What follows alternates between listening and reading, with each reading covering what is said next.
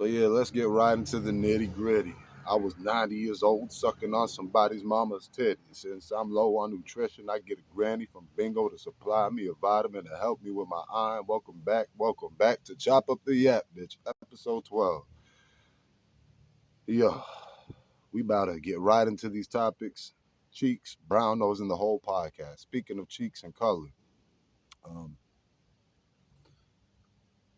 as a kid, I was, ignorant and naive, thinking that Michael Jackson pretty much um, switched the color of his skin just to appeal more to the white audience. Now, I just probably heard somebody else say that shit back when I was, I don't know, fucking 8, 9, and just was like, oh yeah, okay, sure. I wasn't really that, invested, interested, or intrigued, and as time went on, being a fan of music, like I did look into recently I was suggested a documentary from him because they saw that I keep playing his music, and you know how the algorithm works. They're always like, hey, since you listen to the music, how about you also get into this man's documentary? How about you also see this motherfucker IP address? Do you want his social security too? The documentary I seen, it was pretty much saying like how a whole bunch of other doctors were involved with his death, like supplying him the drugs, the uppers and downers, opiates, and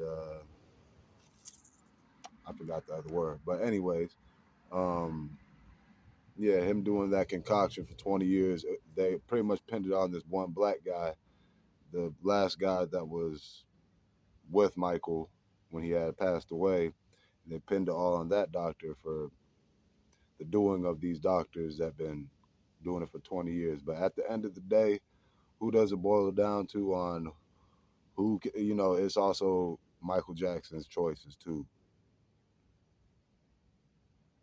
He was being a smooth criminal, finessing them, finessing all them doctors because I mean, it's fucking Michael Jackson. Let's be real now.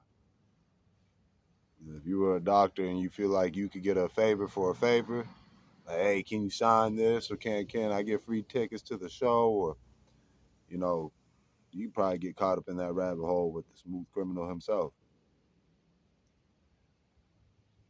But yeah, I felt ignorant, naive, and but I was a kid when I had even thought like of those negative headlines that they got on his name, rather him being uh, involved with kids, or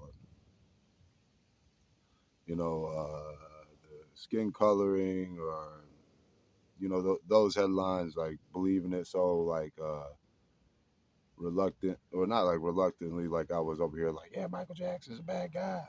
But as time went on, like I grew to understand like, hey, I can't be sitting there acting like I knew exactly what had happened, or I was there and witnessed what went down. It's more just a whole bunch of he say, she say type ass. So uh, this is like come up to your own conclusion. And with these two brain cells, I'm gonna say that it seems more like they didn't like the fact that this guy was getting to certain heights in his career, to where they were like, hey, let's start throwing some bad press on him. The way, hey, Michael Jackson has me convinced in the interviews and stuff where he was talking about certain things that did go down, defending his name. He seems like sad and brokenhearted about it.